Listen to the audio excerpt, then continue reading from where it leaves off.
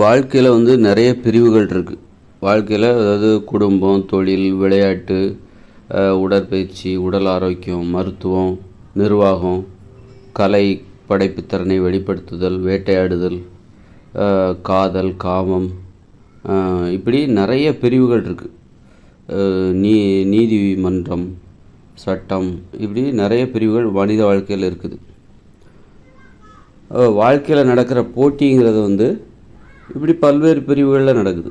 பல்வேறு பிரிவுகளில் போட்டி என்பது பல்வேறு பிரிவுகளில் நடக்கிறது. வெறும் பணத்தை சம்பாதிச்சுட்டு நிறைய பணம் சம்பாதிச்சிட்டா அவங்க அதில் வெற்றி பெற்றவர் அப்படின்னு நம்ம சொல்ல முடியாது.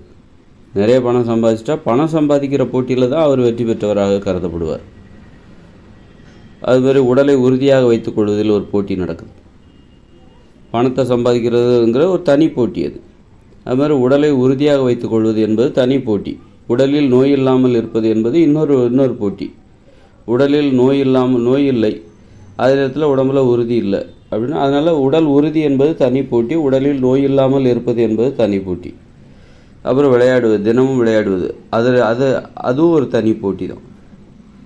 தினமும் 1 மணி நேரம் நீ விளையாடிட்டாலே நீ வெற்றி பெற்றவராய், நிறைய பேரை நீ வெற்றி பெற்று விட்டாய் அப்படின்னு அர்த்தம். நிறைய பேரை நீ வெற்றி பெற்று விட்டாய் என்று தான் அர்த்தம். இப்படி நாம் ஜெயிக்கிறதுக்கு நிறைய ஏரியா சும்மா கிடக்குது. யாரும் போட்டிக்கு ஆளே கிடையாது. வெறும் பணத்தை சம்பாதிக்கிற போட்டியை மட்டும்தான் இந்த மனுஷங்க பண்ணிகிட்டு இருக்காங்க பெரும்பாலும். ஒரு உடற்பயிற்சி, உடலை உறுதியாக வைத்துக்கொள்வதில் உள்ள போட்டி, அந்த போட்டியில் கொஞ்சம் பேர் தான் கலந்துக்கிறாங்க. நிறைய பேர் கலந்துக்கிறதே இல்லை.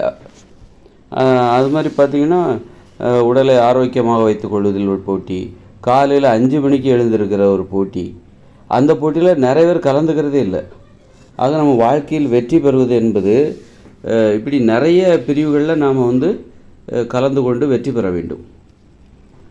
அப்படின்னா நம்ம வெற்றியாளராக, சிலர் வந்து பணத்தில் வந்து வெற்றியாளராக இருப்பார். நிறைய பணத்தை சம்பாதிச்சு நம்மளை விட அவர் வந்து முன்னணியில் போயிட்டுருப்பார்.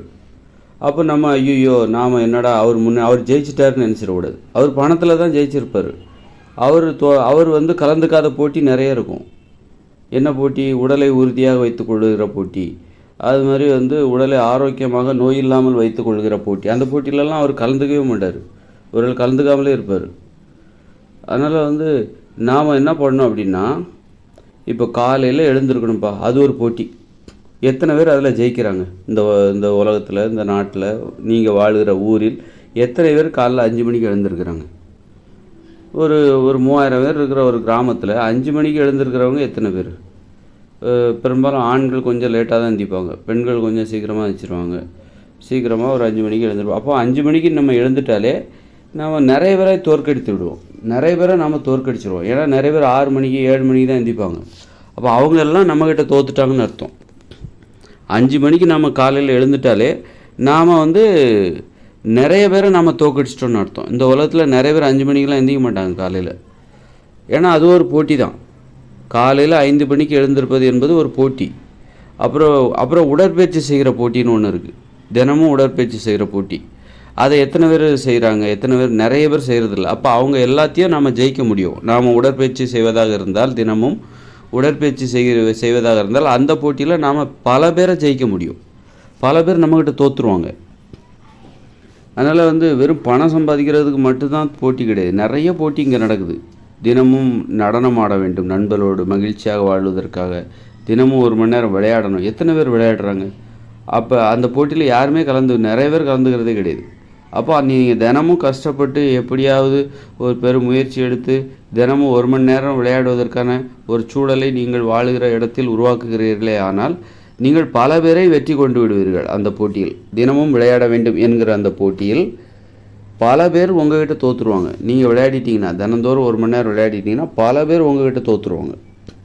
அது மாதிரி தினமும் நீங்கள் 5 மணிக்கு எழுந்திரிச்சிட்டிங்க காலையில் அப்படின்னா உங்கள்கிட்ட பல பேர் தோற்றுட்டாங்கன்னு அர்த்தம். ஏன்னா நிறைய பேர் 5 மணிக்கு எழுந்திருக்க மாட்டாங்க. 6 மணி அல்லது 7 மணி 8 மணிக்கு தான் எழுந்திருப்பாங்க.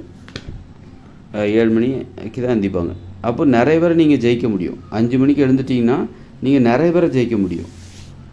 வெற்றியாளராக இருப்பது இதுதான். வாழ்க்கையில் நிறைய பிரிவு இருக்குது, நிறைய போட்டிகள் இருக்குது. ஒவ்வொரு போட்டியும் தனித்தனியாக நடக்குது.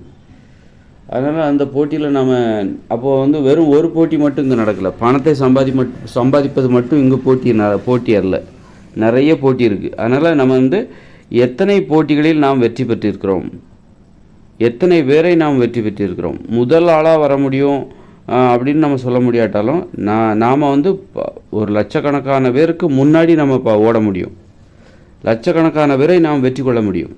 லட்சக்கணக்கான பேர், கோடிக்கணக்கான பேர் நம்மிடம் தோற்று விடுவார்கள்.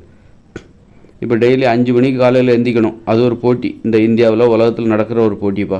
நீங்கள் காலைல 5 மணிக்கு எந்திக்கிறீங்க, ஆனால் இங்கே பல கோடி பேர் காலைல 5 மணிக்கு எழுந்திருக்கிறதே கிடையாது. 6 மணிக்கு 7 மணிக்கு. அப்போ அந்த பல கோடி பேரை நீங்கள் ஜெயிச்சிட்டிங்க.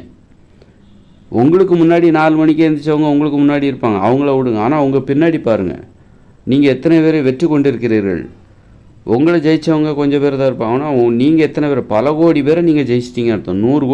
ஒரு 50-60 கோடி, உலகம் முழுக்க ஒரு 100 கோடி பேராவது காலைல 5 மணிக்கு எந்திக்காமல் தான் இருப்பாங்க.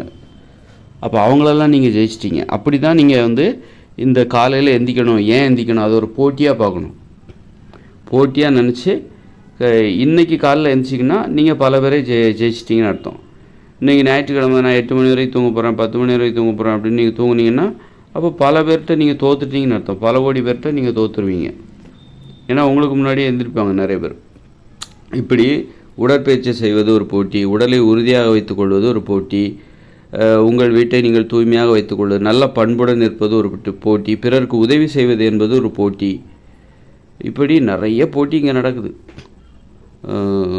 அந்த மாதிரி கெட்ட வார்த்தைகள் பேசக்கூடாது, பேசாமல் இருப்பது எப்படி என்பது ஒரு போட்டி அப்படின்னு நினச்சிக்க வேண்டியது. நல்ல பண்புகள், நல்ல பழக்க வழக்கங்கள் அனைத்தும் ஒரு போட்டி தான். ஒரு போட்டியாகவே பாருங்கள், ஒரு போட்டியாக நினைத்து அந்த போட்டியில் வெற்றி பெற வேண்டும், நாம் பல பேரை தோற்கடிக்க வேண்டும் அப்படின்னு நினச்சிக்கிட்டு எந்த ஒரு நல்ல பழக்கத்தையும் ஒரு போட்டியாக நினைக்க வேண்டும். ஒரு ஓட்டப்பந்தயம்னா முதல் இடத்துக்கு வரணும்னு நினைக்கிறோம்ல, 2ஆவது இடம் கிடைச்சா கூட சந்தோஷப்படுறோம், 3ஆவது இடம் கிடைச்சா கூட சந்தோஷப்படுறோம்ல. அதே மாதிரி தான் ஒரு போட்டின்னு வரும்போது நாம் பல பேருக்கு முன்னாடி நம்ம போகிறோம், நாம் வெற்றியாளராக இருக்கணும். அதனால் அந்த மாதிரி நல்ல பழக்க வழக்கங்களை ஒரு போட்டியாக நினச்சி அதை நாம் பின்பற்ற வேண்டும். ஆக இந்த வாழ்க்கையில் நிறைய போட்டி இருக்குது. எல்லாரும் சிலர் வந்து நிறைய பேர் பணத்தை சம்பாதிப்பதற்காகத்தான் போட்டி போட்டு கொண்டிருக்கிறார்கள். பிற போட்டிகளில் அவர்கள் கலந்து கொள்வதில்லை. நாம் அந்த மாதிரி போட்டிகள்லாம் நிறைய இருக்குது. அதனால் வந்து ஒரு பணத்தை சம்பாதிப்பவர்களை கூட நிறைய பணம், நம்மளை விட பல மடங்கு பணத்தை சம்பாதிச்சிருப்பாங்க, அவங்கள கூட நாம் தோற்கடிக்க முடியும். அவர்களுடைய உடலில் உறுதி இல்லாமல் இருக்கலாம், நோய் உள்ளவர்களாக இருக்கலாம். அப்போ அவங்கள கூட நிறைய கோடீஸ்வரராக இருக்கலாம், ஆனால் அவருடைய உடலில் நோயுடன் அல்லது உறுதி இல்லாமல் இருக்கலாம்.